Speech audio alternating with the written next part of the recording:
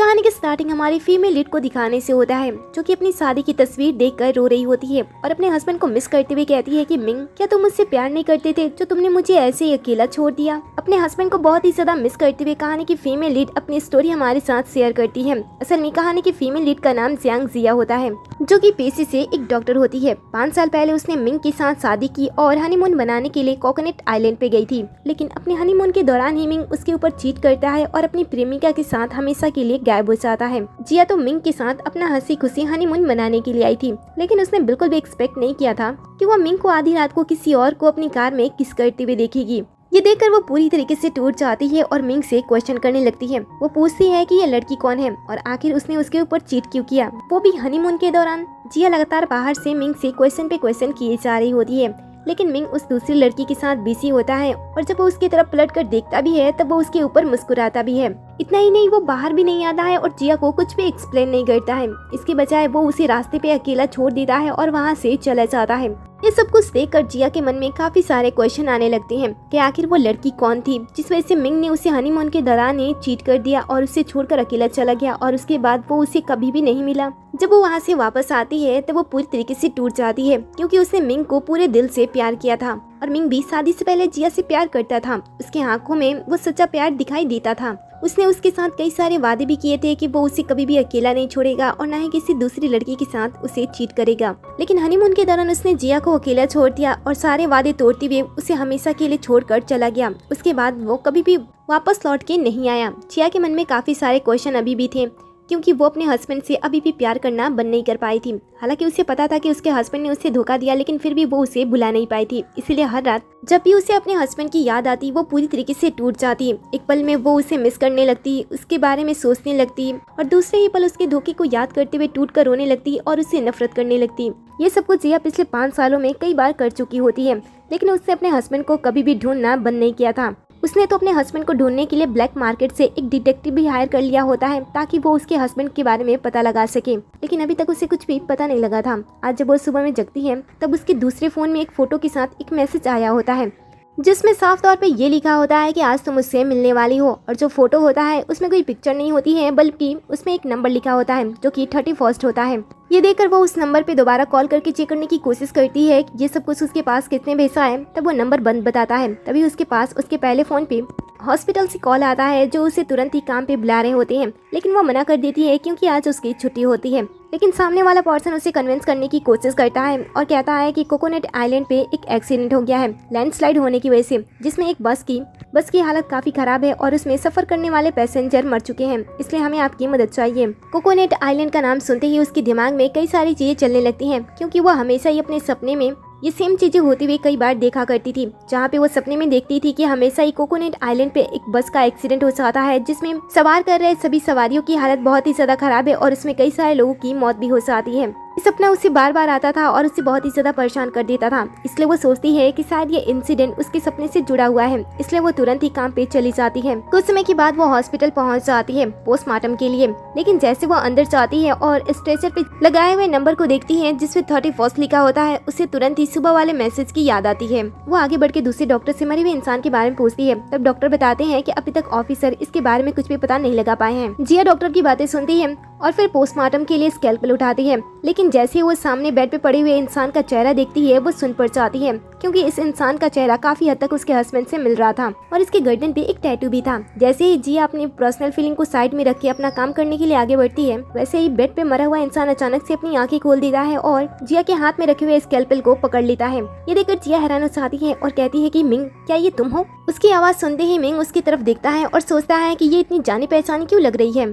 तभी जिया के सामने उसके हस्बैंड के साथ बिताए गए पल आने लगते हैं, जिससे देखकर वो थोड़ी सी इमोशनल होती है और स्कैल्पेल को पीछे खींच लेती है, जिससे उस दूसरे पर्सन के हाथ में कट लग जाता है। लेकिन अजीब बात ये होती है कि चोट लगने के बावजूद भी उसका घाव तेजी से बढ़ने लगता है और थोड़ी ही देर में चोट का निशान पूरी तरीके से गायब हो जाता है। इन सब से जिया और भी ज्यादा हैरान हो जाती है और कहती है कि मिंग, क्या सच में ये तुम ही हो? तुम जिंदा हो क्या? बेड पे पड़ा हुआ इंसान कहता है कि मिंग, कौन मिंग? उसकी बातें सुनकर जिया भी थोड़ी परेशान होने लगती है। वो सोचती है कि शायद ये पर्सन जिंदा है, इसलिए वो डॉक्टर से बात करती है और कहती है कि इसे यहाँ पे क्यों लेकर आया गया है जब ये जिंदा है, इसे इलाज के लिए दूसरे डॉक्टर के पास भेज देना चाहिए। ये सुनकर दूसरे डॉक्टर कहता है कि क्या वो इंसान जिंदा नहीं है, वो तो मरा हुआ है। लेकिन ये सुनने के साथ जिया जो अब अपनी आंखों के सामने देख रही होती है, वो उसे पूरी तरीके से वो ये देखती है कि सामने मरे हुए इंसान की आत्मा अचानक से बॉडी से बाहर निकल आई और वो बाहर ऐसे ही टहल रही है और बातें भी कर रही है। ये सब कुछ देखकर उसका दिमाग घूमने लगता है। उसे ऐसा लगता है कि शायद आजकल वो बहुत ही ज्यादा काम कर रही है, इसीलिए उसे बस हेलुसिनेशन हो रहा है और ये सारी चीजें दिखाई दे रही है। वो अपने आप को जगाने की कोशिश करती है और पूरा ध्यान अपने काम पे देने की कोशिश करती है। लेकिन जो मरा हुआ इंसान होता है वो आसपास घूमने लगता है, दूसरे डॉक्टर को टच करने की कोशिश करता है, लेकिन वो उसे ना ही देख पा रहा होता है और ना ही उसे टच कर पा रहा होता है। ये देखकर वो जिया से कहता है कि देखो प्रीति डॉक्टर, तुम्हारे सिवा मुझे कोई भी देख नहीं पा रहा है। जिया ये सब कुछ देखती है। वो फिर से खुद को तसल्ली देने की कोशिश करती है कि मरे हुए इंसान कभी भी वापस नहीं आ सकते हैं, इसलिए वो उस पर ध्यान ना दे, वो अपने काम पे ध्यान दे, क्योंकि ये सारी चीजें रियल नहीं है। ऐसा सोचते हुए वो अपना काम स्टार्ट कर देती है। जब वो बॉडी का पोस्टमार्टम कर रही होती है तब मरा हुआ इंसान उसे चुपचाप देख रहा होता है। इधर वो अपने काम पे पूरा ध्यान देती है और जब वो हड्डियों की जांच कर रही होती है तब उसे पता चलता है कि मरे हुए इंसान की एज 21 है। ये देखकर वो थोड़ी सी शांत हो जाती है, क्योंकि उसने कुछ पल के लिए ये सोचा था कि सामने मरा हुआ इंसान उसका हस्बैंड हो सकता है, लेकिन उसके हस्बैंड की एज तो 29 होनी चाहिए। उसे इस तरीके से काम करते हुए देखकर जो मरा हुआ इंसान होता है वो भी थोड़ा झिझकने लगता है और कहता है कि क्या यही तुम्हारा प्रोफेशन है? क्या तुम्हें ऐसे काम करना अजीब नहीं लगता है? जिया उसकी बात पे ध्यान नहीं देती है। वो वापस से बॉडी के और भी पार्ट चेक करने लगती है। उसे पता चलता है कि बॉडी के अंदर अभी भी कई सारे पार्ट हैं जो कि अभी स्वस्थ हैं। ऐसा करने के दौरान उसे ये भी याद आता है कि उसके हस्बैंड की तो लीवर खराब हो गए थे, इसीलिए किसी भी तौर पे ये दोनों सेम नहीं हो सकते हैं। वो फिर से अपने काम पे ध्यान देती है, लेकिन सामने खड़ा शख्स अचानक से उसके हाथ को पकड़ लेता है। ये देखकर तो जिया को इतना भरोसा हो जाता है कि सामने जो कुछ भी चल रहा है वो उसके दिमाग में नहीं चल रहा है, ये असली में सारी चीजें हो रही हैं। साथ ही जो मरा हुआ इंसान होता है वो भी उससे बात करता है और कहता है कि देखो, ऐसा दिखावा मत करो कि तुम मुझे देख नहीं पा रही हो। जिया घबरा जाती है और उसकी तरफ घूरने लगती है, जिस वजह से वो डर के पीछे हो जाता है। लेकिन जिया की हालत तो उससे ज्यादा खराब थी। वो तुरंत ही स्कैल्पेल ठीक उसके सामने करती है और उसे पीछे हटने के लिए कहती है। वो पर्सन तुरंत ही पीछे हटने लगता है। फिर जिया उससे पूछती है कि वो कौन है। वो कहता है कि मुझे नहीं पता है कि मैं कौन हूँ। जिया कहती है कि तुम्हारे कहने का मतलब क्या है? वो कहता है कि मेरे नाम के अलावा मुझे कुछ भी नहीं पता है कि मैं कौन हूँ। जिया पूछती है कि बताओ तुम्हारा नाम क्या है? सामने खड़ा इंसान बताता है कि उसका नाम जो फेंग है और वो मरने के बाद इसी दुनिया में फंस चुका है। जिया कहती है कि अच्छा, ये कोई फेरी टेल की कहानी चल रही है ना, तो बताओ तुम यहाँ पे क्यों फंसे हो? जो फेंग कहता है कि मुझे याद नहीं है, लेकिन मुझे ये बात जरूर पता है कि जो लोग अधूरी इच्छा के साथ मरते हैं, मतलब कि मरने के बाद जिनकी अधूरी इच्छा पूरी नहीं होती है, उनकी ही आत्मा यहीं पे फंस के रह जाती है और उन्हें उनकी इच्छा पूरी करने के लिए 7 दिन का समय मिलता है। और अगर इस बीच वो अपनी इच्छा को पूरी नहीं करते हैं तो वो हमेशा के लिए गायब हो जाएंगे, जिसके बाद वो ना ही इस साइड के रहेंगे और ना ही उस साइड की। इसलिए मैं चाहता हूँ कि तुम प्लीज मेरी मदद करो। जियांग ये सारी बातें सुनकर पूरी तरीके से पागल हो जाती है। वो कहती है कि मैं समझ नहीं पा रही हूँ कि आखिर यहाँ पे चल क्या रहा है और तुम चाहते हो कि मैं तुम्हारी मदद करूँ। मुझे ये सब कुछ बहुत ही ज्यादा फालतू लग रहा है, मैं तुम्हारी मदद नहीं करने वाली हूँ। लेकिन जो फैंग उसके सामने रिक्वेस्ट करने लगता है कि वो उसकी मदद कर दे। जिया कहती है कि ठीक है, बताओ तुम्हारी इच्छा क्या है। तब जो फैंग कहता है कि उसे याद नहीं है कि उसकी इच्छा क्या है।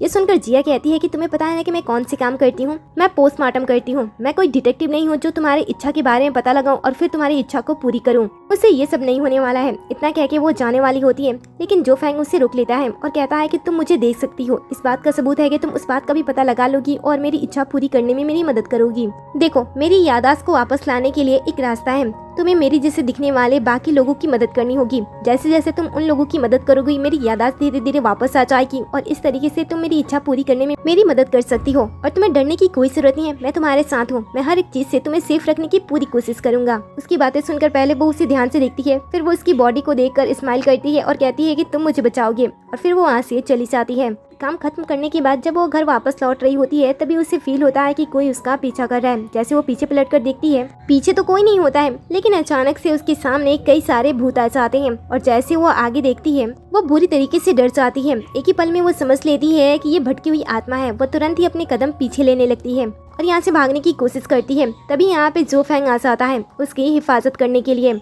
जो फैंग को देखकर पहली बार उसे सेफ फील महसूस होता है। जो फैंग भी अपना काम स्टार्ट कर देता है और तुरंत ही गुस्से से उन सभी भटकी आत्मा को वहाँ से चले जाने के लिए कहता है। जब वो गुस्से में होता है तब उसकी आंखों का कलर भी चेंज हो जाता है। एक ही पल में उसके पावर से, उसके डर से सभी जो भटकी हुई आत्मा होती है तुरंत ही वहाँ से भाग जाती हैं। फिर जो फैंग हंसते हुए जिया से कहता है कि देखो, मैं इतना भी ज्यादा कमजोर नहीं हूँ, मैं बहुत ही ज्यादा स्ट्रांग हूँ, मैं तुम्हारी मदद कर सकता हूँ। जिया के पास अब कहने को कुछ नहीं होता है।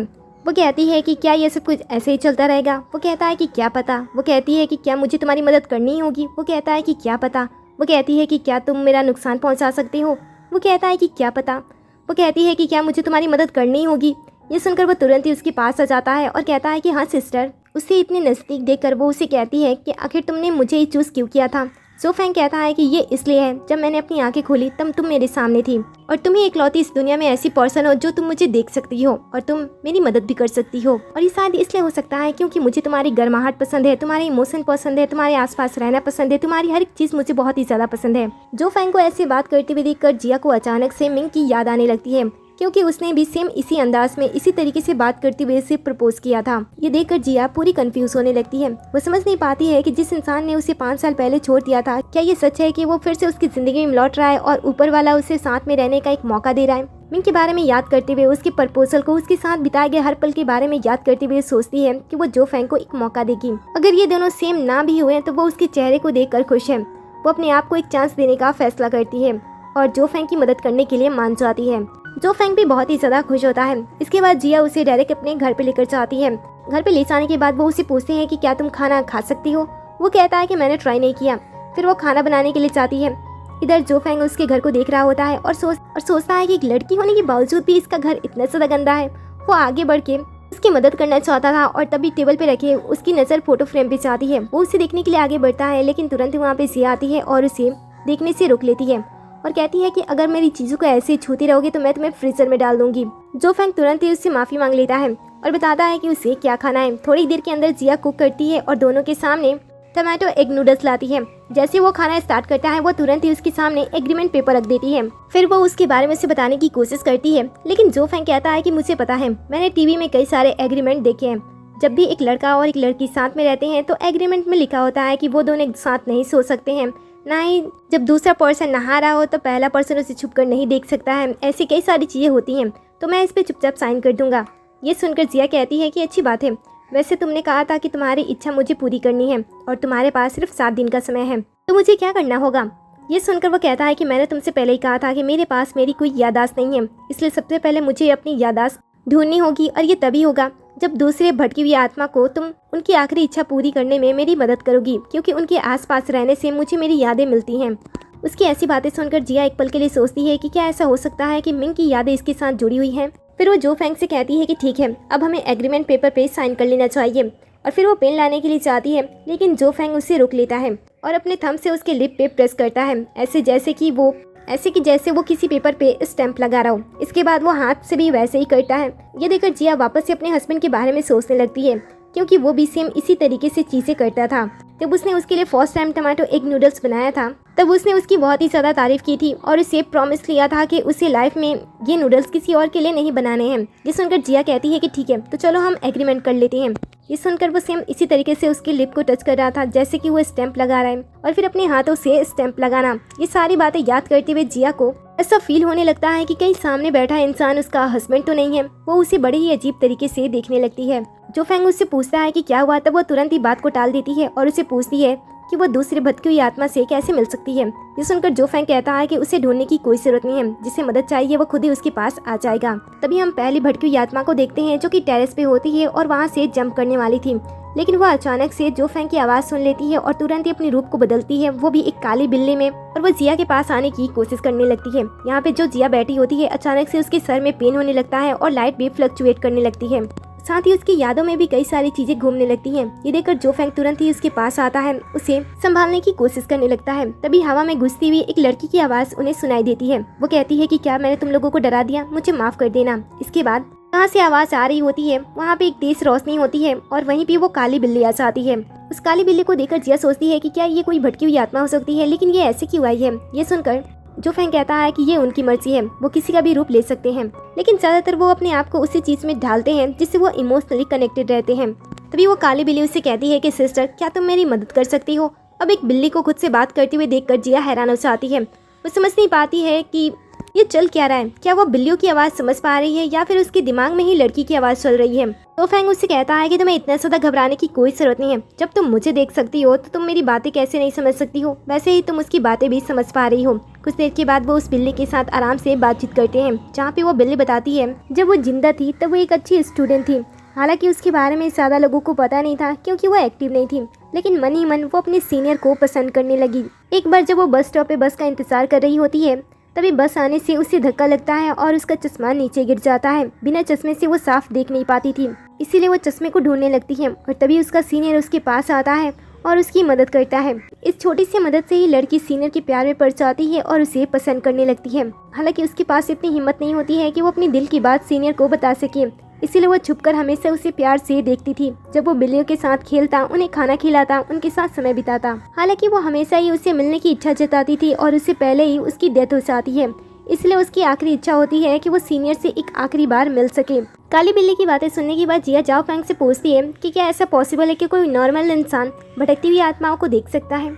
जाओ फैंग कहता है कि नहीं, ऐसा नहीं हो सकता है। जिया कहती है तो बताओ मैं इन दोनों को कैसे मिलाऊं। जो फैंग कहता है कि अगर दोनों ही एक दूसरे को देखना चाहते हैं पूरे दिल से तो दोनों एक दूसरे को देख सकते हैं। जिया कहती है कि ये तो काफी आसान है। छोटी बिल्ली कहती है कि इतना नहीं है जितना तुम समझ रही हो। अगले ही पल बिल्ली की बातों का मतलब हमें पता चलता है। असल में जो सीनियर होता है वो काफी हैंडसम होता है, जिस वजह से हमेशा ही उसके आसपास काफी सारी लड़कियां रहती थी। इतनी सारी लड़कियों से घिरे देखकर ये दोनों समझ जाते हैं कि आखिर क्यों काली बिल्ली ने उन्हें ये बात कहा था कि ये इतना भी आसान नहीं है। तभी भागते हुए एक और लड़की सीनियर को देखने के लिए आती है और वह गलती से जिया को धक्का दे देती है, जिससे जिया जो फैंग के ऊपर गिरती है। ये देखकर जो फैंग उसे कहता है कि तुम जानबूझकर मेरे ऊपर गिरी थी ना। जिया कहती है कि तुम पागल हो, तुमने देखा नहीं उस लड़की ने मुझे धक्का दिया। वैसे चलो हम किसी और को ढूंढते हैं। ये सुनकर वो उसे पूछता है कि तुम इस लड़की को छोड़कर वहाँ कहाँ जा रही हो। वो कहती है कि मैं इसके ऊपर ट्राई नहीं करने वाली हूँ। मुझे तो पता भी नहीं कि ये लड़का छोटी सी लड़की को पसंद करता भी है या फिर नहीं, क्योंकि मुझे जबरदस्ती का प्यार बिल्कुल भी पसंद नहीं है।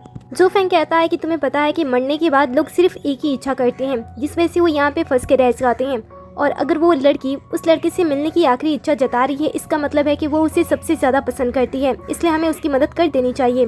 जिया कहती है कि तुमने सही कहा, लेकिन क्या पता वो लड़की एक तरफा उस लड़के से प्यार करती हो और उस लड़की को उसके बारे में पता भी ना हो। ऐसा कहते हुए वो खुद के और अपने हस्बैंड के बारे में सोचती है और कहती है कि मुझे ऐसा प्यार बिल्कुल भी पसंद नहीं है जो कि मजाक होता है, जिसमें सिर्फ एक ही इंसान प्यार करता है और दूसरे को कुछ फर्क नहीं पड़ता है। जो फैंग कहता है कि लेकिन फिर भी मैं ट्राई करना चाहता हूँ। जिया कहती है कि तुम कितने साल के हो। वो बताता है कि 21। वो उसे पूछती है कि क्या तुमने लाइफ में कभी प्यार किया। वो कुछ आंसर नहीं देता है, तब वो उसे कहती है कि चलो मैं प्यार के बारे चलो मैं तुम्हें कुछ चीजें सिखाती हूँ। प्यार हमेशा सेम नहीं रहता है, वो समय के साथ बदलने लगता है। वो जाने लगती है, लेकिन वो उसे फिर से रुकता है और कहता है कि चलो मैं तुम्हारे साथ एक शर्त लगाता हूँ। अगर वो दोनों एक दूसरे से प्यार नहीं करते हैं तो मैं इस चीज को यहीं पे छोड़ दूंगा और तुम्हें फोर्स बिल्कुल भी नहीं करूंगा कि तुम मेरी मदद करो। लेकिन अगर वो दोनों मरने के बावजूद भी एक दूसरे से प्यार करते हैं तो तुम्हें मेरी इच्छा माननी होगी। जिया उसे पूछती है कि वो क्या चाहता है, तब मन ही मन वो सोचता है कि वो हमेशा उसके साथ रहना चाहता है। इसके बाद वो उसे कहता है कि मैं तुम्हारा पीछा करना चाहता हूँ। इसका मतलब था कि वो उसके साथ रहने के लिए कहता है। ये सुनकर वो उसे कहती है कि मजाक मत करो। वो कहता है कि मैं मजाक नहीं हूँ, मैं सीरियस में कह रहा हूँ। जो तुम्हें देखकर ऐसा लगता है कि हम दोनों की जोड़ी स्वर्ग से बनी है और हम दोनों परफेक्ट हैं, इसलिए तुम मेरे साथ शर्त लगाओ।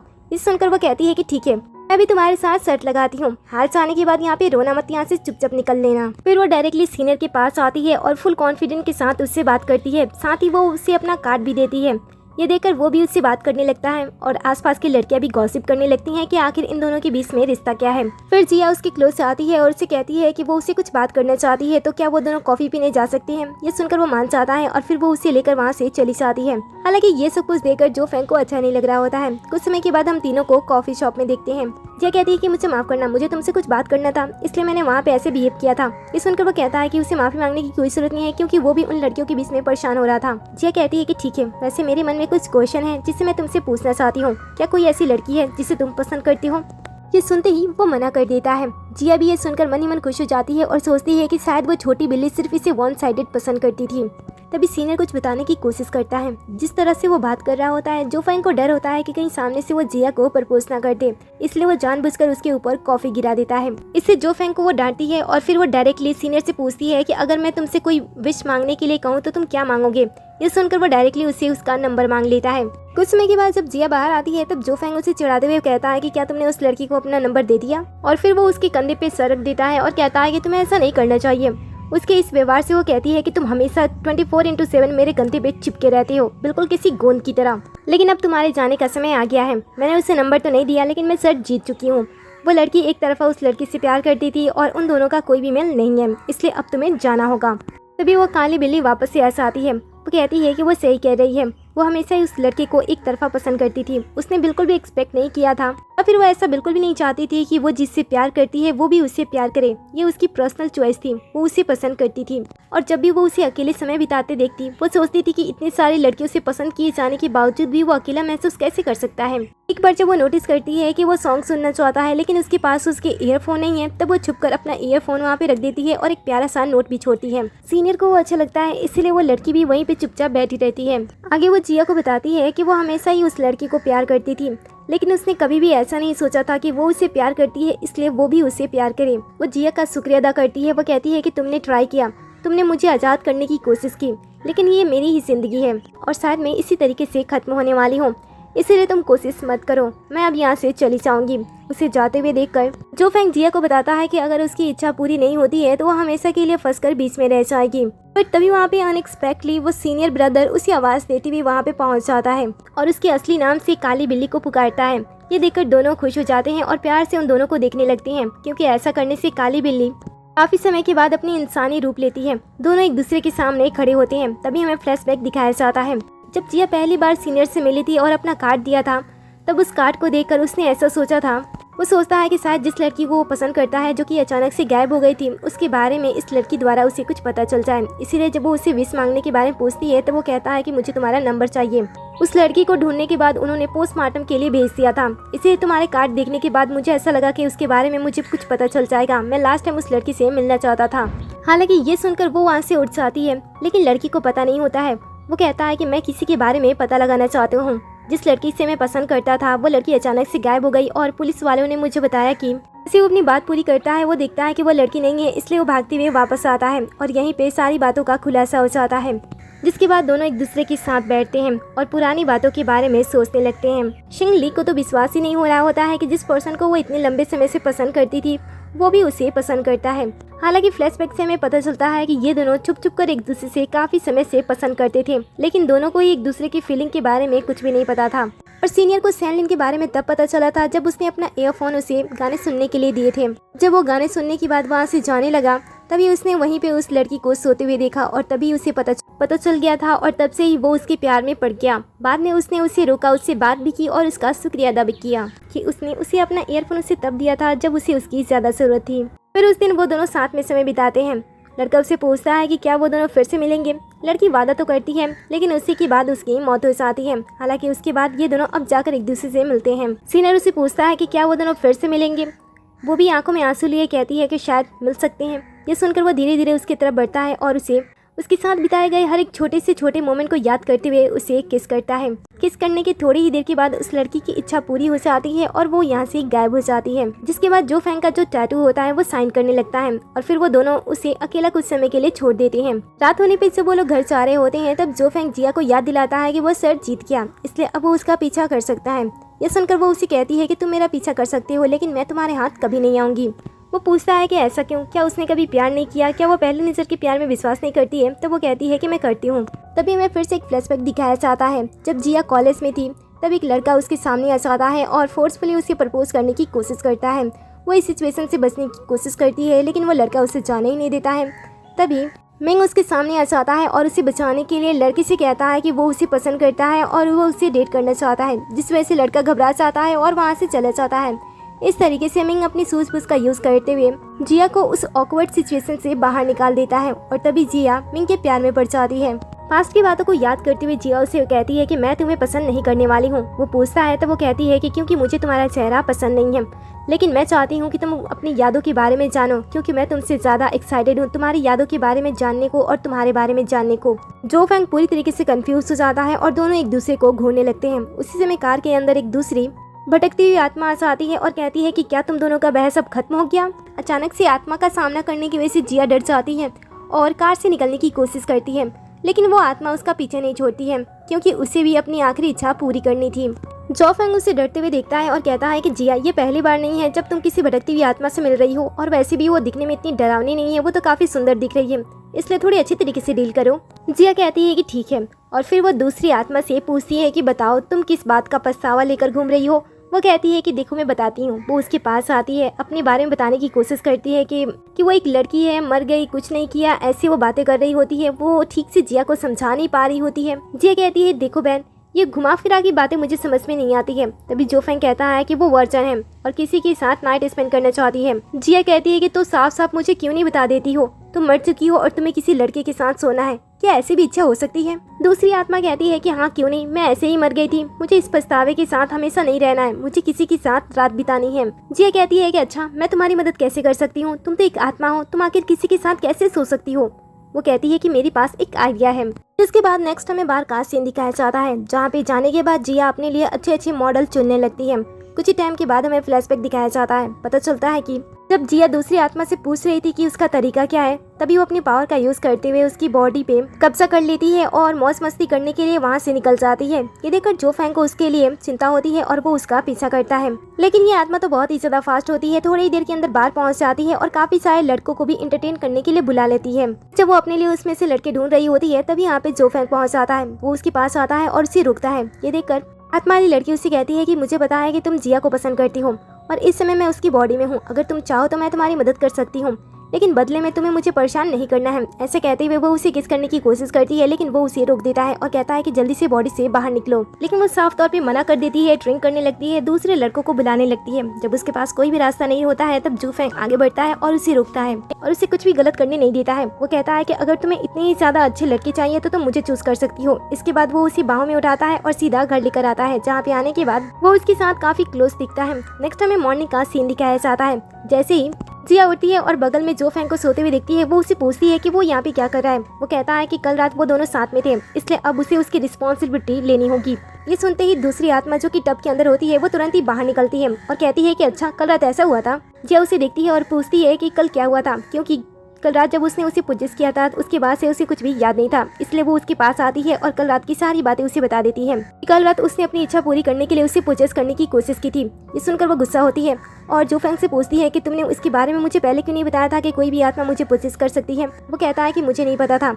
जिसके बाद जिया उस लड़की से पूछती है कि कल रात क्या हुआ था, तब वो बताती है कि कल रात तो मैं मजे करना चाहती थी, लेकिन तुम्हारे इस लड़के ने मुझे कुछ भी नहीं करने दिया, मुझे तुम्हारी बॉडी से बाहर निकाल दिया और तुम्हें अकेला देखकर घर पे लेकर आया था और तुम्हारे साथ समय भी बिताया था।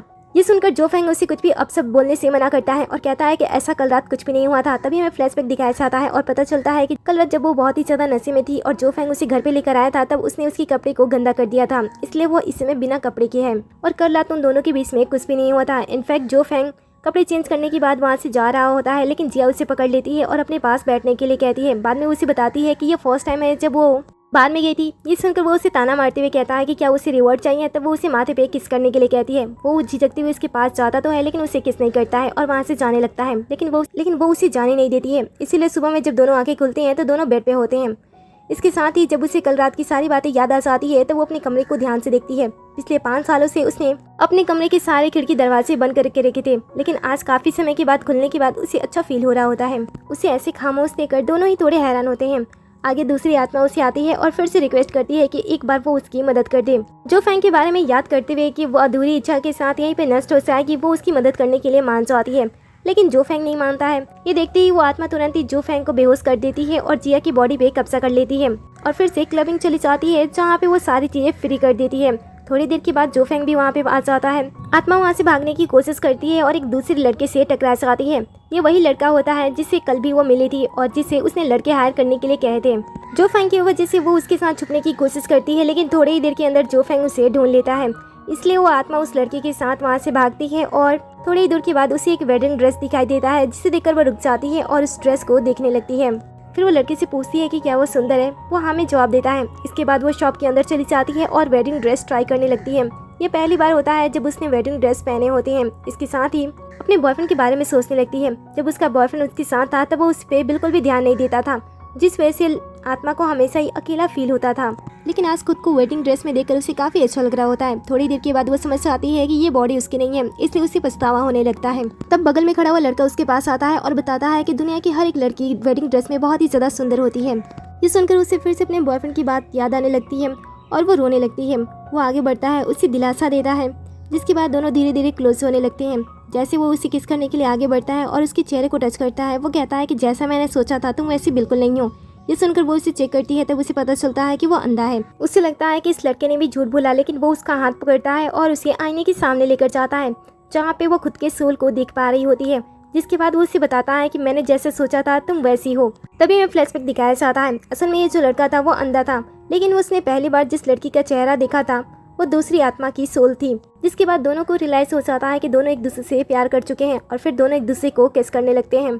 दूर से जिया उन दोनों को किस करते हुए देख रही होती है। वहीं कुछ समय के बाद लोफैन भी आ जाता है और उन दोनों को साथ में देखकर उसे भी काफी अच्छा लगता है। इधर दूसरी आत्मा की इच्छा पूरी हो जाती है। असल में उसकी इच्छा किसी के साथ सोने की नहीं थी, बल्कि सच्चे प्यार की थी और सच्चे प्यार की किस की थी। इसीलिए जब ये अंधा लड़का उसे सच्चे प्यार से किस करता है तब उसकी आत्मा कंप्लीट हो जाती है।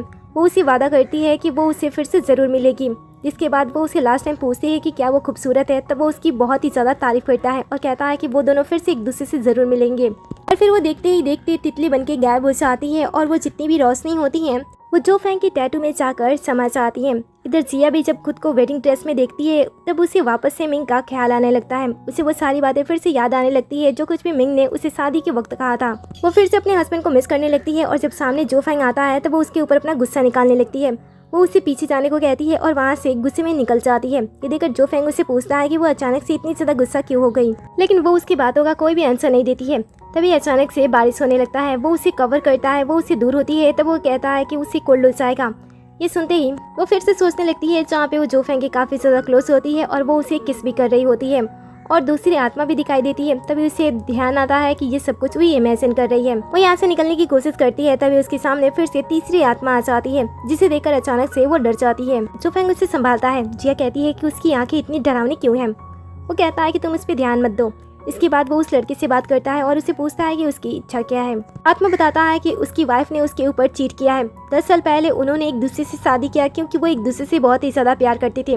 सब कुछ सही चल रहा था। वो अपनी वाइफ को नेक्स्ट एनिवर्सरी पे एक बड़ा शो भी दिखाने वाला था, लेकिन जब वो वापस लौट रहा था तभी बस का एक्सीडेंट हो गया, जिस वजह से मेरी हालत इतनी ज्यादा खराब हो गई कि मैं बेड से उठ भी नहीं सका।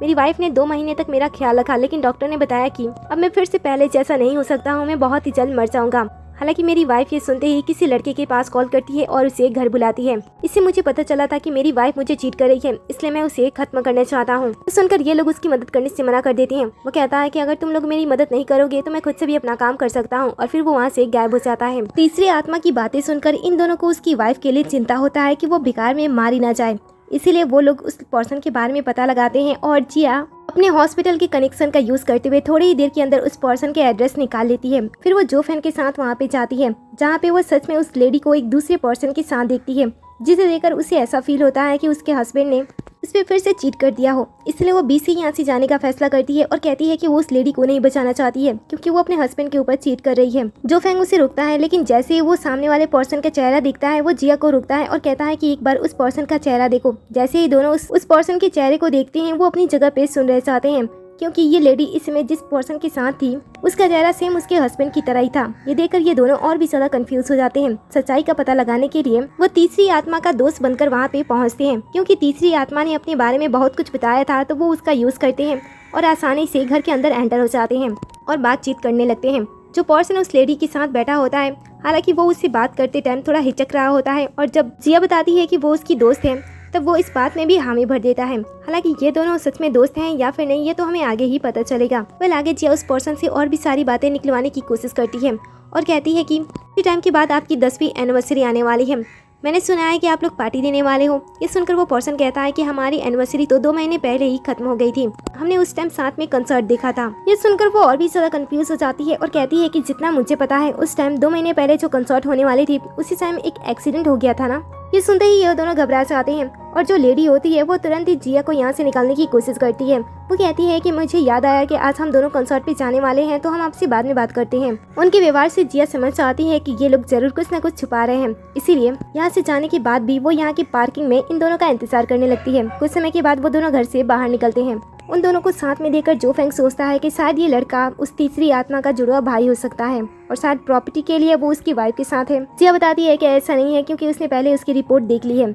तब वो कहता है कि शायद किसी और पर्सन ने उसके जैसा सेम चेहरा बनाया हो। जिया कहती है कि ये पॉसिबल हो, लेकिन वो इतना ज्यादा उसके जैसे दिखता है कि जैसे कि दोनों की कार्बन कॉपी रखी हुई है, इसलिए मुझे इस बात पे भी डाउट है। जब वो दोनों पूरी तरीके से कंफ्यूज होते हैं और उन दोनों को कोई भी आंसर नहीं मिलता है, तभी वो तीसरी सोल फिर से सामने आ जाती है और उन पे गुस्सा होते हुए कहती है कि एक तो तुम लोगों ने मेरी मदद नहीं की और ऊपर से उन लोगों को भागने दिया, मैं उन दोनों को खत्म कर दूंगा। ऐसे कहते हुए वो कार को अपनी कंट्रोल में ले लेता है और कार पूरी तरीके से आउट ऑफ कंट्रोल होते हुए दूसरी कार का पीछा कर रही होती है। स्पीड देखकर तो इन दोनों को इतना तो पता चल चुका होता है कि तीसरी सोल उन दोनों का एक्सीडेंट करना चाहती है, इसीलिए वो लोग उसे शांत करने की कोशिश करते हैं, लेकिन वो बिल्कुल भी नहीं सुनता है। तब जो फेंग अपने पावर का यूज करता है और कार की स्पीड को स्लो करता है, लेकिन जो तीसरी सोल होती है वो फिर से अपनी पावर का यूज करती है और कार की स्पीड को बढ़ा देती है और जो फेंग उससे रुक भी नहीं पाता है और फाइनली इस बार वो कार का एक्सीडेंट कर भी देता है, जिसमें सभी जख्मी हो जाते हैं। लेकिन इस चीज से जो फेंग बहुत ही ज्यादा गुस्सा हो जाता है क्योंकि जिया को चोट लग गया था, इसलिए वो अपना सारा का सारा गुस्सा तीसरी सोल पे निकालने लगता है। वहीं दूसरी तरफ जिया को जब होश आता है तब वो उस लेडी की आवाज़ सुनती है। वो उसके पास आती है तब वो उससे मदद मांग रही होती है और कहती है कि प्लीज उसे बचा लो। जब वो उसकी बात सुनकर अंदर जाती है तब वो देखती है कि वहाँ पे सेम दिखने वाले दूसरे पर्सन को भी चोट लग गया है और जब वो ध्यान से देखती है तब वो देखती है कि उसकी गर्दन के नीचे एक चिप लगा होता है। लेडी के कहने पे वो उस पर्सन को बाहर निकालती है और उसके बाद लेडी अपनी स्टोरी उनके साथ शेयर करती है। पता चलता है कि वो बताती है कि वो अपने हस्बैंड से बहुत ही ज्यादा प्यार करती थी और जब डॉक्टर ने बताया था कि अब वो फिर से जिंदा नहीं हो सकता है और वापस जिंदगी में नहीं लौट सकता है, तब वो और भी ज्यादा टूट गई। वो किसी भी तरीके से अपने हस्बैंड से दूर नहीं होना चाहती थी। इसीलिए जब उसे पता चला एक कंपनी के बारे में जो कि ठीक है उसके हस्बैंड की तरह रोबोट बनाकर उसे दे सकते थे, जिसके साथ वो फिर से अपनी लाइफ शुरू कर सकती थी, तब वो इस मौके का फायदा उठाती है और अपने पैसों का यूज करते हुए ठीक वैसे ही एक रोबोट बनवाती है और उसके साथ अपनी पुरानी जिंदगी में लौट जाती है, ऐसे जैसे कि कुछ हुआ ही ना हो। लेकिन आज इस इंसिडेंट की वजह से उस रोबोट की भी हालत खराब हो जाती है। ये सारी बातें जब उसके रियल हस्बैंड को पता चलता है तब उसके मारने का गुस्सा जो उसके सर पे चढ़ा होता है वो शांत हो जाता है और उसकी आंखें भी वापस काली हो जाती हैं, क्योंकि अब वो शांत हो चुका था। उसे पता चल चुका था कि उसकी वाइफ ने उसे कभी धोखा नहीं दिया, बल्कि वो उसे इतना ज्यादा प्यार करती थी कि उसे याद करने के लिए अपने पास उसने एक रोबोट तक रख लिया था। लेकिन जैसे वो अपने हस्बैंड को देखती है वो भागती हुई उसके पास आती है और उसे गले से लगा लेती है। दोनों अपने सिकवे दूर कर रहे होते हैं, तभी जो AI मॉडल होता है वो भी ठीक हो जाता है। कुछ समय के बाद जो रियल हस्बैंड होता है उसकी आखिरी इच्छा पूरी हो जाती है, इसलिए वो भी गायब हो जाता है। फिर जब वो लोग उस रोबोट को देखते हैं तब वो अपनी जगह से गायब हो जाता है। ये देखकर वो उसके बारे में पता लगाते हैं और उसके अंदर लगे चिप की लोकेशन चेक करते हैं। तब वो एक जगह पे पहुंचते हैं जहाँ पे जाने के बाद वो लोग देखते हैं कि कंपनी वाले रोबोट खराब होने की वजह से उसे पूरी तरीके से खत्म कर रहे होते हैं। ये देखकर जो लेडी होती है वो रुकने की कोशिश करती है, लेकिन कंपनी वाले समझाते हैं कि ये उसका हस्बैंड नहीं है, ये तो बस एक खाली जगह थी। इधर जो कंपनी वाले होते हैं वो लेडी को समझा रहे होते हैं कि रोबोट खराब हो चुका है, इसलिए वो उसे छोड़ दे। ये सुनते ही जिया वापस से लू फेंग को देखते ही अपने हस्बैंड के बारे में सोचने लगती है, क्योंकि वो भी इन दोनों को लेकर ऐसे ही सोच रही थी। और फिर वो सभी प्रोग्राम को डिलीट करने की कोशिश करने लगता है, लेकिन इससे जो वो लेडी होती है वो पूरी तरीके से तड़पने लगती है। उसे तड़पते हुए देखकर जिया को भी बुरा लगता है। वो तुरंत ही आगे बढ़ती है, उस पर्सन को साइड करती है और लैपटॉप लेकर वहाँ से भाग जाती है। उसे भागने में जो फेंग उसका पूरा साथ देता है। उसके साथ भागते हुए फिर से वो यादों में खो जाती है, जहाँ पे जो उसका हस्बैंड था उसे कई बार सरप्राइज दिया करता था, वो उसे हमेशा ही अच्छा फील कराता था। ये सारी बातें याद करते हुए वो जो फेंग के साथ बाहर आ जाती है। वहाँ से निकलने के बाद जो फेंग उससे डांटता है कि उसने ये सब कुछ क्यों किया। वो कुछ नहीं कह पाती है, शांत रह जाती है। दूसरी तरफ हम उस लेडी को देखते हैं जो कि उस रोबोट के साथ बाहर आ जाती है। बाहर रोबोट को इस बात का बुरा लग रहा होता है कि कोई रिप्लेसमेंट है। थोड़ी ही देर के अंदर कंपनी वाला पर्सन वहाँ पे पहुँचता है और कहता है कि तुम रो कैसे सकते हो। पता चलता है कि जब लास्ट टाइम उसे चोट लगा था तब उसके सिस्टम में कुछ एरर आ गया था और तभी उसने पहली बार उस लड़की को दूसरे लड़की के साथ गले लगते हुए दिखा था और पहली बार उसके अंदर फीलिंग आई थी। उसी टाइम उसने फर्स्ट टाइम रोया भी था और उसकी आंखों से आंसू भी आया था। लेकिन फिलहाल जो वो पर्सन होता है उसने उसे बनाया था वो इसे इस हालत में देखकर घबरा जाता है और कहता है कि एक रोबोट के लिए ये सारी चीजें सही नहीं होती है। लेकिन वो लेडी फिर से उसे बचाने के लिए आ जाती है। जब वो आगे बढ़ता है तब फिर से वो तीसरी आत्मा वापस आ जाती है अपनी वाइफ को बचाने के लिए। उसे वापस देकर जो फेंग उसे पूछता है कि क्या वो इस दुनिया को छोड़ नहीं दिया था। वो बताता है कि उसे अपनी वाइफ की चिंता है। जो फेंग उसे कहता है कि वो बर्बाद हो जाएगा। तभी जो रोबोट होता है वो लेडी से कहता है कि वो उसके साथ रहे, उसे ही इस दुनिया को छोड़ देना चाहिए, क्योंकि वो इंसान नहीं है बल्कि रोबोट है। दोनों लड़कों को इस तरीके से खुद की परवाह करते हुए खुद की जिंदगी बर्बाद करते हुए देखकर जो लेडी होती है वो समझ जाती है कि वो खुद की बेवकूफ़ी की वजह से लोगों को, इसलिए वो खुद को संभालती है और दोनों को अपनी जिंदगी में वापस लौटने के लिए कहती है, क्योंकि दोनों की ही जिंदगी इस दुनिया में सही नहीं थी। क्योंकि रोबोट्स के अंदर फीलिंग आ गई थी जो कि डेंजर साबित हो सकता था और उसके हस्बैंड को भी उसकी अपनी दुनिया में जाना चाहिए था, इसलिए वो दोनों को ही आज़ाद कर देती है। जिसके बाद जो हस्बैंड होता है वो फाइनली इस दुनिया को छोड़ देता है और उसके जाने के बाद फिर से लो फैन का टैटू साइन करने लगता है। नेक्स्ट हम रात का सीन देखते हैं जहाँ दोनों अपनी जीत को सेलिब्रेट कर रहे होती हैं। लेकिन जिया थोड़ी सी उदास होती है और जो फैंग को देखते हुए अपने मन में सोचती है कि आखिर ये कौन है जो उसके हस्बैंड की तरह दिखता ही नहीं बल्कि उसकी परवाह भी वैसा ही करता है, उसे वैसा ही खुश रखता है और उसकी सारी चीजों को ध्यान में रखता है। फिर पुरानी बातें याद करते हुए वो उसे पूछती है कि क्या वो ठीक है। वो कहता है कि वो ठीक है। वो पूछती है कि उसे एलर्जी तो नहीं हुई है ना। वो मना करता है तो वो सोचती है कि इस ड्रिंक से उसके हस्बैंड को एलर्जी थी ना कि इसे, इसलिए दोनों सेम नहीं हो सकते हैं। जो फैंग कहता है कि आज मैंने तुम्हारी बहुत ही ज़्यादा मदद की, क्या तुम मुझे कुछ रिवॉर्ड देना चाहोगी। ये सुनकर वो पूछती है कि उसे क्या चाहिए, तब वो उसे किस करता है। जिसके बाद वो भी खुद को नहीं रुकती है, वो भी उसे किस करने लगती है। लेकिन कुछ समय के बाद वो किस करने के बाद अचानक से रुक जाती है और उसे पूछती है कि बताओ, उस रात जब मैंने तुम्हें किस किया था और आज जब मैंने तुम्हें किस किया, क्या दोनों में कुछ डिफरेंस था। वो कहता है कि कुछ भी नहीं। तब वो उसे छोड़ देती है, ये सोचते हुए कि शायद वो उसके शक्ल की वजह से उसे पसंद करती है, जो कि बिल्कुल भी सही नहीं है। लेकिन कुछ समय के बाद वो अचानक से बेहोश हो जाती है। ये देखकर जो फैन घबरा जाता है। तुरंत ही वो उसके फोन को लेता है और फोन चेक करता है, जहाँ पे फोन के अंदर सिर्फ उसे एक ही नंबर सेव मिलता है। वो उस पे कॉल कर देता है। इसके बाद नेक्स्ट में हॉस्पिटल का सीन दिखाया जाता है। जब जिया होश में आती है तब वो एक बड़े बुजुर्ग को अपने पास देखती है जो उसके लिए एप्पल छील रहे थे। जब वो उनसे उनके बारे में पूछती है तब वो उसे पहले सेब खाने के लिए देते हैं। पूरा पर्सन जैसे उसे अपने बारे में बताने की कोशिश कर रहा होता है, उसी समय यहाँ पे जिया की मॉम आ जाती है। वो उसके हाथ से एप्पल छीन लेती हैं और कहती हैं कि क्या तुमने इसे धोकर खाया। उसे डांट रही होती हैं। तब वो पूछती है कि मॉम आप अचानक से कैसे आ गए। तब वो बताती हैं कि वो कहती हैं कि उन्हें उसके बारे में पता चला था। लेकिन जैसे ही जिया उस बड़े बुजुर्ग को देखती है वो वहाँ से गायब हो चुका होता है। ये देखकर वो परेशान हो जाती है और उसे ढूंढने लगती है। मॉम को भी समझ में नहीं आता है कि वो क्या कर रही है। लेकिन जिया थोड़ी देर के अंदर समझ जाती है कि वो कोई इंसान नहीं था, वो भी कोई भटकी हुई आत्मा थी जो उसका चौथा क्लाइंट था। ये देखकर वो जो फैंग से उस बड़े बुजुर्ग के बारे में पूछने की कोशिश करती है तब वो कहता है कि मुझे नहीं पता है। ये सुनकर वो उसके ऊपर गुस्सा कर रही होती है, लेकिन वो भूल चुकी होती है कि वो ये सब कुछ अपनी मॉम के सामने कर रही हैं, जिन्हें ये सब कुछ नहीं दिखाई दे रहा है। इधर वो उसे डांट रही होती है कि उसने उसकी मॉम के पास कॉल क्यों किया था, वो अपनी वेकेशन छोड़कर यहाँ पे आई हैं। वो कहता है कि मैं किसके पास कॉल करता, तुम्हारे फोन में सिर्फ एक ही नंबर सेव था। अब तो मॉम अपनी बेटी को लेकर और भी ज्यादा चिंता करने लगती हैं। वो कहती हैं कि लगता है कि तुम पूरी तरीके से पागल हो गई हो। मैंने पहले ही कहा था कि शादी कर लो, बच्चे कर लो, ताकि तुम्हारी एक फैमिली रहे। इस तरीके से अकेले रहने की वजह से तुम पागल हो गई हो। इसके साथ ही मॉम ये भी कहती हैं कि उन्होंने किसी साधु से सुना है कि पोस्टमार्टम काम अच्छा नहीं होता है और उसके साथ अगर कोई लड़की अकेले रहती है तो उसके लिए बिल्कुल भी अच्छा नहीं है।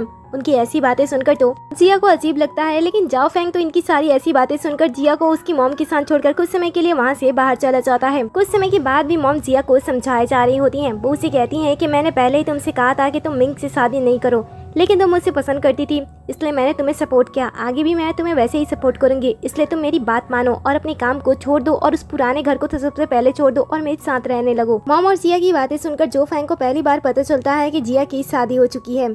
इधर मॉम जिया को लगातार समझाए जा रही होती हैं। वो उसे कहती हैं कि देखो तुम उस लड़की को भूल जाओ।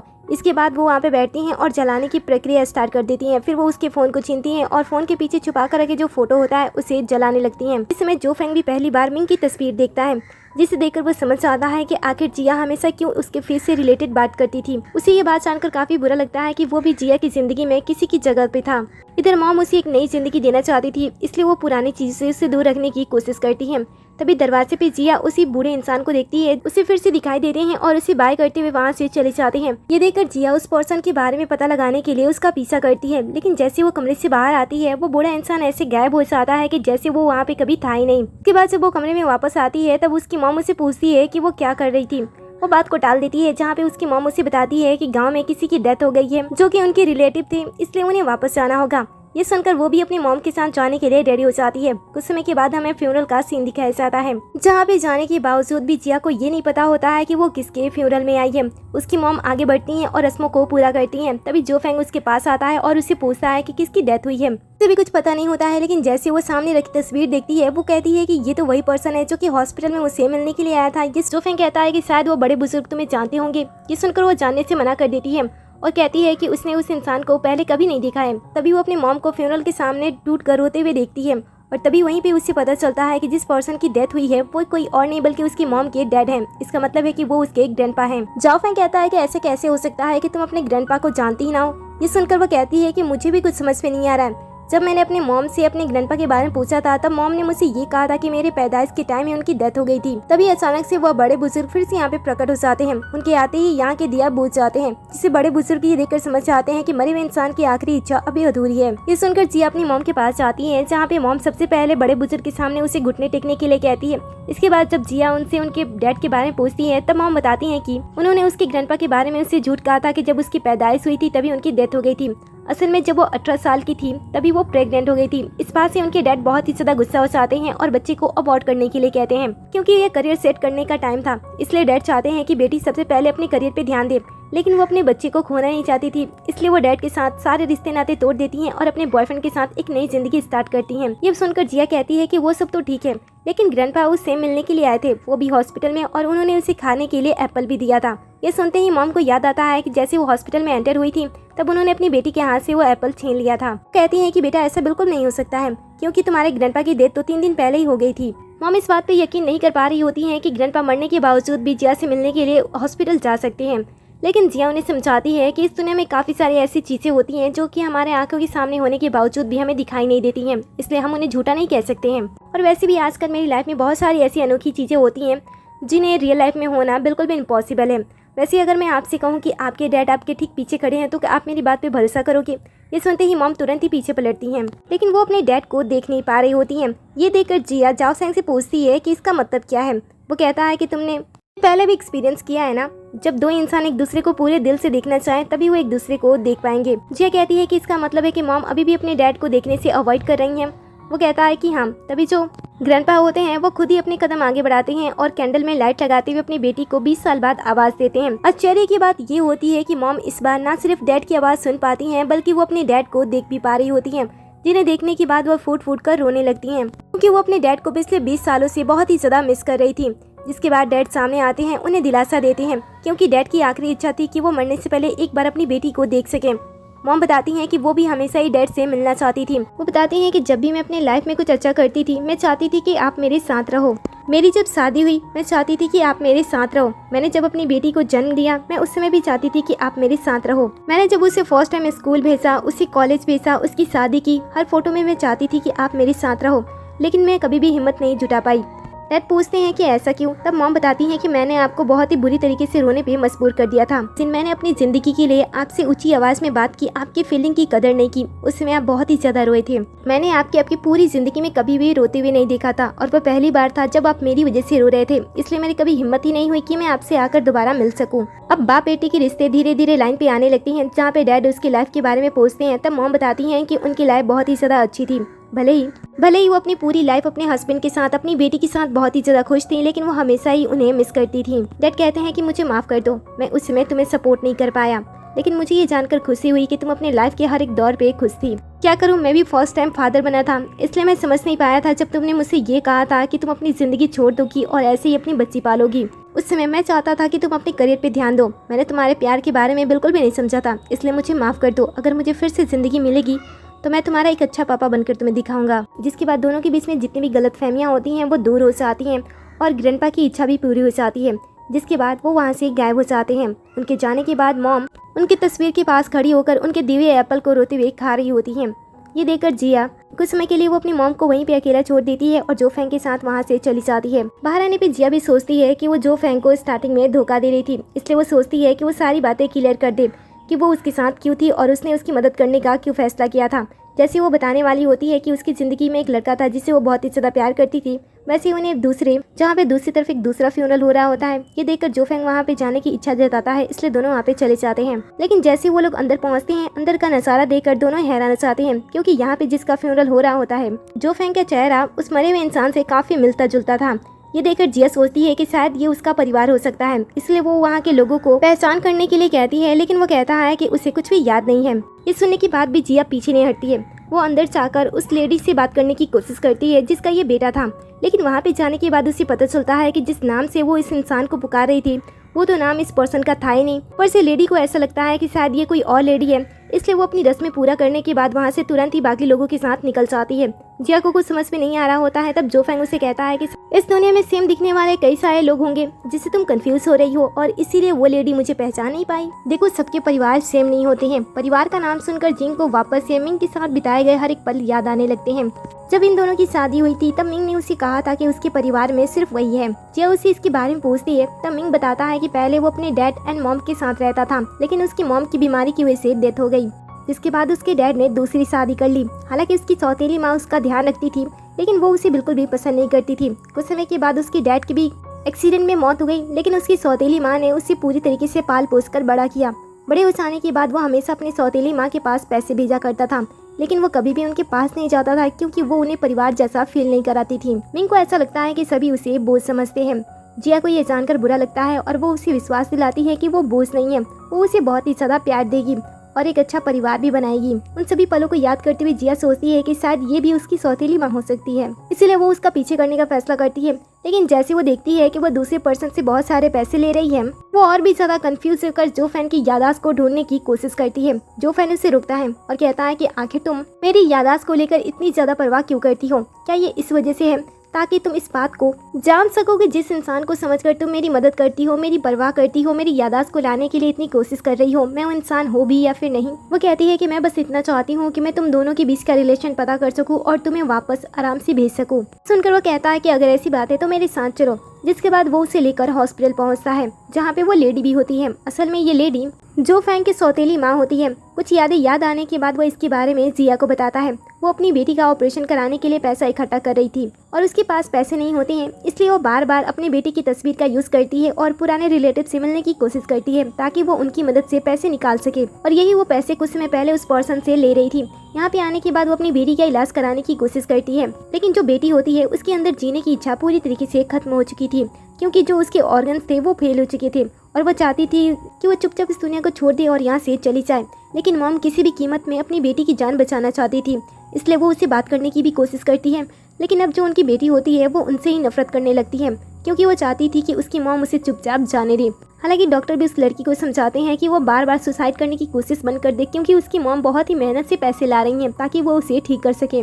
लेकिन वो सभी को ही कमरे से भगा देती है। जिया और जूफान छुप कर ये सारे ये देख रहे होते हैं। जैसे वो लड़की उन दोनों को देखती है वो उन दोनों को भी वहाँ से चले जाने के लिए कहती है। ये सुनकर जिया कहती है कि तुमने कहा था कि हम दोनों यहाँ से चले जाएं, क्या ये सच है? लड़की कहती है कि ना ही मैं अंधी हूँ और ना ही मैं पागल हूँ, तुम दोनों यहाँ से चुपचाप जल्दी से चले जाओ। ये सुनकर जिया कहती है कि क्या वो तुम्हें देख सकती है? लोफन कहता है कि शायद वो मरने वाली है और शायद इसी वजह से वो मुझे देख सकती है। जिसके बाद जोफान खुद ही उस लड़की से बात करता है और बताता है कि वो उसका सौतेला भाई है। ये सुनकर वो उसे पूछती है कि वो यहाँ पे किस लिए आए हैं, वो नहीं बताता है। इसके बाद वो जिया से पूछती है कि तुम कौन हो। जब वो कुछ भी आंसर नहीं देती है तब बहन समझ लेती है कि शायद ये लड़की उसकी भाई की वाइफ है।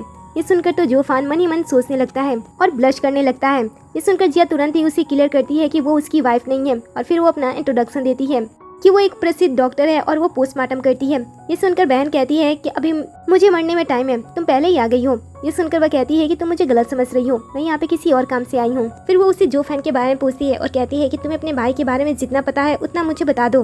फिर वो बैठ जाती है, लेकिन बहन गुस्सा हो जाती है और कहती है कि अगर तुम उसके बारे में जानना चाहती हो तो तुम्हें बैठने का हक नहीं है। फिर वो उसे कहती है कि कुछ भी बताने से पहले मैं तुमसे ये जानना चाहती हूँ कि क्या तुम मुझे बता सकती हो कि मैं कब मरने वाली हूँ। ये सुनकर वो उसे भरोसा दिलाती है कि वो नहीं मरने वाली है। तभी अचानक से जोफैन की भी तबीयत खराब होने लगती है। ये देखकर जिया उसे तुरंत ही वहाँ से बाहर लेकर आती है, जहाँ पे जोफैन बताता है कि उसकी हालत पहले से खराब हो रही है, क्योंकि पहले ही 5 दिन गुजर चुके हैं और अब उसके पास सिर्फ 2 ही दिन बचे हैं। जिया को उसकी हालत देखकर उसकी फिक्र हो रही होती है, क्योंकि उसे ना ही कोई नई भटकती हुई आत्मा मिल रही होती है जिसकी मदद से वो इसके बारे में पता लगा सके, और ना ही उसकी बहन कुछ बताने को राजी होती है। इसलिए वो उससे बेचैनी होने लगती है। उसे इस तरीके से बेचैन देखकर जोफैन उसके क्लोज आता है, कंधे पे अपना सर रखता है और कहता है कि तुम्हें मेरी फिक्र करने की कोई जरूरत नहीं है। तुम्हें पता है कि तुमने पहले ही मेरे लिए बहुत कुछ कर दिया है। अगर तुम ना होती तो मेरा वजूद भी नहीं होता, इसलिए जितना तुमने किया है उतना में तुम्हें खुश हो जाना चाहिए। अगर मैं यहाँ से आज़ाद भी नहीं होता हूँ तब भी तुम्हें मेरे लिए खुश होना चाहिए, क्योंकि तुमने बहुत ही ज़्यादा कोशिश की है। वैसे मैं उस लड़की के बारे में जानना चाहता हूँ जिसे तुम पसंद करती थी। ये सुनकर वो कहती है कि वो बिल्कुल तुम्हारे जैसे दिखता था। मैंने जब पहली बार तुम्हें देखा था मुझे ऐसा लगा था कि वही मेरे सामने आ गया है। ऐसा कहते हुए वो खामोश हो जाती है। इसे अच्छा फील करने के लिए जोफैन उसे कहता है कि क्या तुम्हें पता है कि गर्मियाँ आ गई हैं। गर्मियों में कई सारे जानवर कीड़े मकोड़े अपने बिल से बाहर निकलते हैं। तुम्हें पता है कि उनमें से कई सारे कीड़े मकोड़े ऐसे होते हैं जिनकी जिंदगी 24 घंटे से लेकर 7 घंटे से भी कम समय में उनकी पूरी जिंदगी खत्म हो जाती है, पर फिर भी वो उतने समय में भी अपनी पूरी जिंदगी बिता लेते हैं। तुम्हें ये बात पता है कि गर्मियाँ खत्म होने के बाद बरसात साथ क्यों आता है? ये सारी बुरी चीज़ों को धोकर अपने साथ लेकर चला जाता है। इसलिए तुम्हें हर बदलते हुए मौसम के साथ खुद को भी बदलने की कोशिश करनी चाहिए। दोनों एक दूसरे के साथ काफ़ी अच्छा समय बिताते हैं। कुछ समय के बाद जब वो हॉस्पिटल वापस लौटते हैं तब उन्हें पता चलता है कि जो फैन की बहन हॉस्पिटल से भाग चुकी है। अब ये सुनकर वो दोनों ही परेशान हो जाते हैं। दूसरी तरफ हम बहन को देखते हैं जो कि मरने से पहले अपना कीमती समय उस पर्सन के साथ बिताना चाहती थी जिसे वो प्यार करती थी। वो दोनों एक दूसरे के साथ काफी खुश होते हैं, लेकिन थोड़ी ही देर के अंदर यहाँ पे जिया और जोफान आ जाते हैं। जैसे ही वो दोनों उस लड़के को देखते हैं वो उसे तुरंत ही पहचान लेते हैं। वो उसके पास आते हैं और उसे पूछते हैं कि तुम क्या चाहते हो, तुम्हारी आखिरी इच्छा क्या है।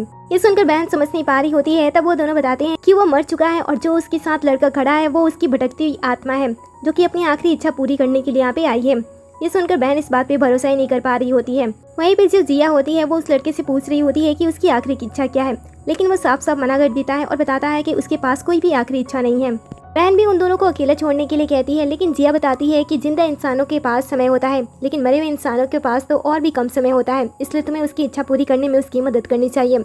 जिसके बाद हम नेक्स्ट सीन में देखते हैं कि चारों एक सफर के लिए आगे बढ़ने लगते हैं। उसी वक्त हमें फ्लैशबैक से पता चलता है कि बहन और ये लड़का दोनों हॉस्पिटल में एक दूसरे से मिले थे, बीमारी थी और दोनों साथ में काफी समय बिताते थे। तभी उन दोनों के बीच में प्यार पनपने लगा और उन्होंने साथ में कोकोनट आइलैंड पे घूमने का वादा किया था और वहाँ के ब्लू टीयर्स देखने का भी वादा किया था। इसीलिए मरने के बाद भी ये लड़का यहीं पे बस के रह जाता है। इसलिए वो लोग उसकी आखिरी इच्छा पूरी करने के लिए उसे कोकोनट आइलैंड पे लेकर जाते हैं, जहाँ पे जाने के बाद ये दोनों एक दूसरे के साथ समय बिताते हैं। हालांकि ये लोग आइलैंड पे पहुँच तो चुकी होती है, लेकिन अब इनके पास सिर्फ थोड़ा सा ही समय बचा होता है। जैसे ये लोग ब्लू टीयर्स साथ में देखते हैं, इनके साथ रहने का समय खत्म हो जाता, पर फिर भी दोनों अपनी जिंदगी के आखिरी समय में भी एक दूसरे के साथ काफी खुश होते हैं। इन दोनों को साथ में देखकर जिया और लोफेंग को भी काफी अच्छा लग रहा होता है। लोफेंग जिया से पूछता है कि क्या तुम्हें भी किसी बात का पछतावा है। ये सुनकर वो वापस से मिंग के बारे में सोचने लगती है और वो सोचती है कि उसने उसे इतना ज्यादा प्यार क्यों किया कि वो उसे अब भूल भी नहीं पाती है। अचानक से लोफेंग का टैटू फिर से साइन करने लगता है और उसके माइंड में जिया के साथ बिताए गए कई सारे पल एक एक करके उसके दिमाग में घूमने लगते हैं। अचानक से उसकी पर्सनालिटी बिहेवियर में चेंजेस दिखने लगते हैं। ऐसा लगता है कि वो जो फैन नहीं बल्कि जो फैन की बॉडी में मिंग है। वो तुरंत ही जिया को पकड़ता है और कहता है कि मुझे भी इस बात का अफसोस है कि पिछली बार मैंने तुम्हें ठीक से अलविदा नहीं कहा था। ऐसा कहने के बाद वो उसे किस करने लगता है। वो भी पीछे नहीं हटती है, वो भी उसे किस करने लगती है। दोनों ही एक दूसरे को किस करने लगते हैं। वहीं दूसरी तरफ जो ये दोनों होते हैं वो भी साथ में टाइम स्पेंड करते हैं और साथ में ब्लू टीयर्स देख लेते हैं। लेकिन अचानक से ये दोनों जो कि कुछ समय पहले एक दूसरे को किस कर रहे थे, अचानक से जो फैन बेहोश हो जाता है। ये देखकर वो परेशान होने लगती है। जिसके बाद नेक्स्ट हमें मॉर्निंग का सीन दिखाया जाता है। जिया जो फैन के लिए बहुत ही ज्यादा वरीड होती है और उसे कहती है कि आज तुम्हारा छठा दिन है। उन दोनों साथ में ब्लू टीयर्स भी देखे थे, उनकी आखिरी इच्छा भी पूरी हो गई है, इसलिए तुम्हें डरने की कोई जरूरत नहीं है, मैं तुम्हें ठीक करने की पूरी कोशिश करूंगी। ऐसा कहने के साथ वो उसे खोने के डर से रो रही होती है। ये देखकर वो उसे शांत करता है, लेकिन वो रुकती नहीं है। भागती हुए उस लड़की के पास आती है और उसे पूछती है कि उसकी आखिरी इच्छा पूरी हो गई है तो वो अभी भी यहाँ पे क्या कर रहा है, उसे वापस चले जाना चाहिए। ये सुनकर बहन चिढ़ जाती है और कहती है कि तुम किसी प्यार करने वाले इंसान को ऐसे कैसे जुदा कर सकती हो। मैं उसे प्यार करती हूँ और उसके साथ बिताया गया हर एक पल मेरे लिए बहुत ही ज्यादा इंपॉर्टेंट है, इसलिए उसके साथ मुझे थोड़ा सा और समय बिताने दो। जिया कहती है कि सिर्फ तुम्हें ऐसा लगता है कि तुम किसी ऐसे इंसान से प्यार करती हो जो तुम्हें हर पल खोने का डर रखता है। मैंने भी किसी से प्यार किया है और उसके लिए मैं ऐसा कुछ कर रही हूँ। और तभी अचानक से उसका सर घूमने लगता है। अगले ही पल जब वो अपनी आंखें खुलती है तो वो देखती है कि उसके सामने एक बहुत ही बड़ा एक्सीडेंट हो चुका है। सामने जो सारी चीजें चल रही होती हैं, जिया फील करती है कि ये सारी चीजें वो कई बार अपने सपने में देख चुकी है, लेकिन इस बार चीजें उससे पहले से और भी ज्यादा क्लियर दिखाई दे रही होती हैं, जहाँ पे वो देख पा रही होती है कि इस एक्सीडेंट में किसकी किसकी मौत हुई है। सोचने वाली बात होती है कि यहाँ पे इस एक्सीडेंट में उन्हीं सारे लोगों की मौत हुई होती है जिसकी जिया स्टार्टिंग से मदद कर रही है और जो भटकती हुई आत्मा के रूप में उसके सामने आती हैं और उससे मदद मांगती हैं। ये वही सारे लोग होते हैं जिनकी एक साथ इस एक्सीडेंट में मौत हुई होती है, जिनकी इच्छा पूरी करने पे वो एक एक करके गायब हो जाते हैं। फिर वो सोचती है कि आखिर ये लड़का गायब क्यों नहीं हो रहा है। तभी अचानक से कोई उसे पीछे से आवाज देता है। आवाज सुनते ही वो उस एक्सीडेंट पॉइंट से वापस से बीच वाली साइड पे आ जाती है। जैसे वो पीछे पलटती है, जाओ फेंग उसे आवाज दे रहा होता है। ये देखकर वो उसे कहती है कि मैं समझ नहीं पा रही हूँ कि यहाँ पे क्या चल रहा है। ये सुनकर जाओ फेंग अपना हाथ आगे बढ़ाता है और कहता है कि चलो मैं तुम्हें सच्चाई दिखाता हूँ। अपना हाथ उसके हाथों में सौंप देती है। तुरंत ही हमें सच्चाई दिखाई देने लगता है। 5 साल पहले जब इन दोनों ने एक दूसरे से शादी किया था तब वो हनीमून मनाने के लिए इस आइलैंड पे आए थे। हालांकि ये इनका पहली बार नहीं था। पहली बार वो तब आए थे जब इन दोनों ने एक दूसरे के प्रपोजल को एक्सेप्ट किया था।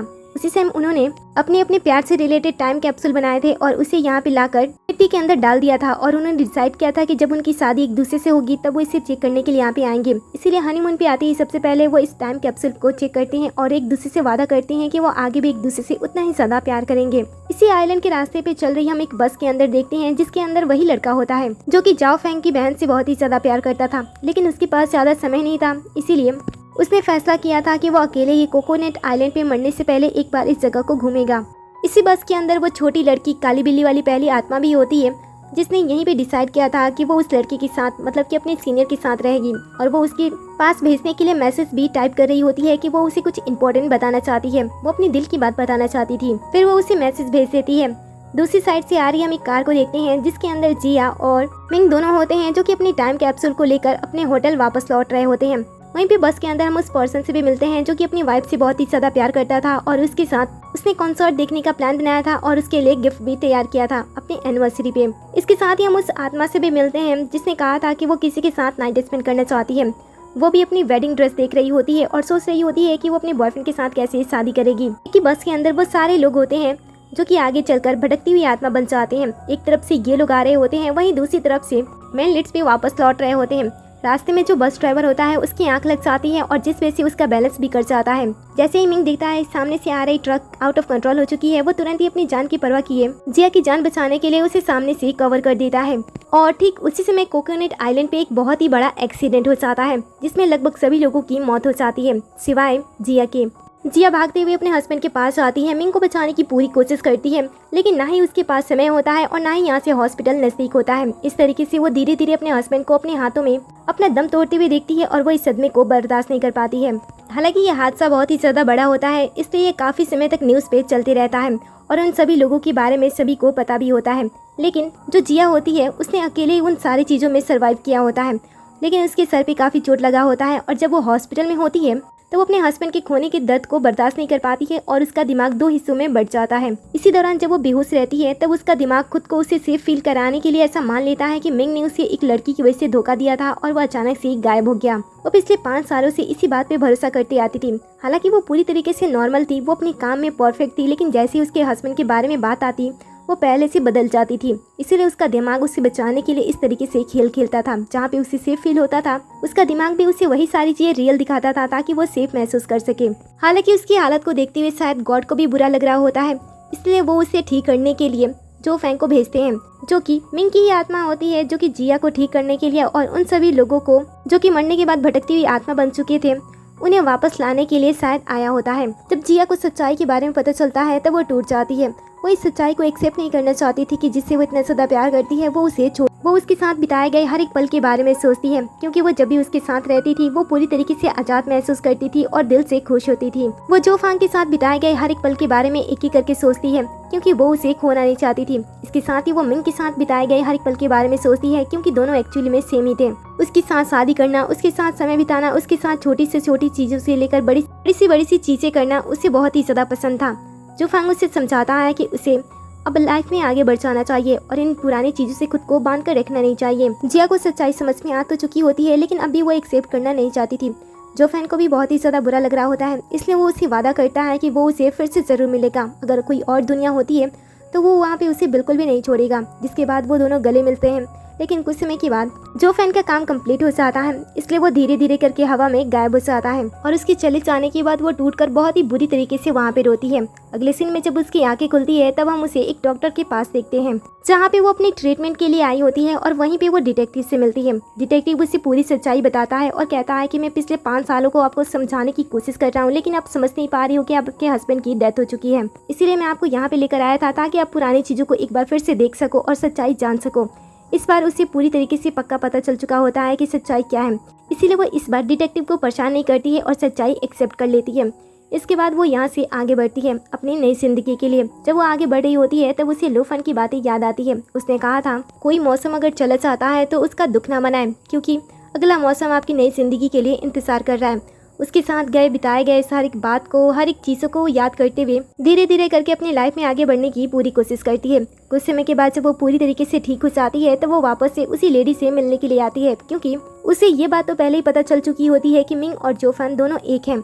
इसके साथ ही घर की सफाई से उसे ये भी पता चल चुका था कि लास्ट टाइम जिस लेडी से वो मिली थी वो मिंग की ही मॉम थी। इसीलिए वो उनसे मिलने के लिए आती है और बताती है कि उनके बेटे का एक्सीडेंट हो चुका था 5 साल पहले, इसलिए वो उनसे मिलने के लिए नहीं आया। ये सुनकर सौतेली माँ को थोड़ा दुख होता है। इसके बाद वो उसकी बहन से मिलने के लिए चाहती है, जहाँ पे जो बहन होती है उसे उस बीच पे बिताए गए समय के बारे में कुछ भी याद नहीं होता है। उसे ये लग रहा होता है कि जो कुछ उस रात हुआ था वो सब कुछ उसके सपने में हुआ था। इसके साथ ही वो अपने भाई के लेकर जजमेंट भी चेंज कर चुकी होती है और उसे कोई भी शिकवा नहीं होता है। उसकी बातें सुनकर जिया उस रात के बारे में उसे कुछ भी नहीं बताती है, क्योंकि वो चाहती थी कि वो अपनी लाइफ में आगे बढ़ जाए और पुरानी चीजों को भूल जाए। इसलिए वो उसके साथ थोड़ा सा समय बिताती है और उसे मिलने के बाद वो वहाँ से बाहर आ जाती है और फिर वो भी अपनी लाइफ को बेहतर बनाने की कोशिश करती है। क्योंकि लो फैन जब उसके साथ था तब उसने उसे भरोसा दिलाया था कि एक ही तरह की सेम दुनिया नहीं होती है, कई सारी सेम दुनिया होती हैं और शायद इस दुनिया में वो दोनों एक दूसरे से ना मिल सके, लेकिन किसी और सिमिलर दुनिया में तो वो दोनों एक दूसरे के साथ जरूर रहेंगे। ये सोचते हुए वो वापस से उसी पेड़ पे जाती है और इमेजिन करने लगती है कि लो फैन उसके सामने खड़ा है। इसके बाद हमें एक सिमिलर वर्ल्ड दिखाया जाता है जहाँ पे हम छोटी लड़की काली बिल्ली मतलब की पहली आत्मा को देखते हैं, वो भी उसके सीनियर के साथ। दोनों ही एक दूसरे को प्रपोज करते हैं, अपने दिल की बात बताते हैं और बिना किसी परेशानी के एक दूसरे के साथ रहने लगते हैं। जिसके बाद हमें एक और लव स्टोरी दिखाई जाती है जो कि उसी दूसरी भटकती हुई आत्मा की होती है।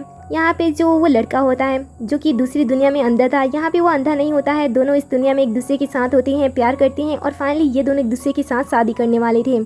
जिसके बाद हमें तीसरा कपल दिखाया जाता है। ये वही लेडी होती है जो कि अपने हस्बैंड के याद में एक रोबोट को अपने घर पे लेकर आई थी ताकि वो अपने हस्बैंड को कम से कम मिस करे। लेकिन यहाँ पे दूसरे सिमिलर वर्ल्ड में उसका हस्बैंड मरा नहीं होता है, वो उस ट्रिप से वापस आ चुका होता है, उसके लिए नेकलेस लाया होता है और उसके साथ अच्छी तरीके से एनिवर्सरी भी स्पेंड करता है। इसी सिमिलर वर्ल्ड में हम बूढ़े बुजुर्ग से भी मिलते हैं जहाँ पे जो मॉम होती हैं वो और उनके डैड एक दूसरे की सिचुएशन को समझते हैं और झगड़ा बिल्कुल भी नहीं करते हैं। जिसके बाद इनके साथ में ज़िंदगी और भी ज़्यादा बेस्ट हो जाती है।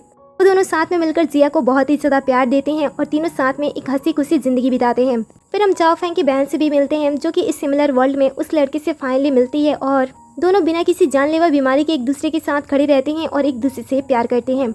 इसी तरीके से पहले वर्ल्ड में तो लोगों की प्यार अधूरे रह जाते हैं, लेकिन सेम सिमिलर वर्ल्ड में ऐसा नहीं होता है, उसमें कुछ अलग होता है और लोगों को उनका प्यार मिल जाता है और इसी सीन पे इस ड्रामे का दी एंड हो जाता है। सो आपको ये ड्रामा कैसा लगा, कहानी का एंड कैसा लगा एंड स्टार्टिंग में आपको क्या लग रहा था कि कहानी आगे चलकर कैसी होने वाली है, ये सारी बातें कमेंट में जरूर बताना है। जाने से पहले वीडियो को लाइक कर दे, साथ ही चैनल को भी सब्सक्राइब कर ले जिससे कि आप हमारे हर एक वीडियो से अपडेट रहो।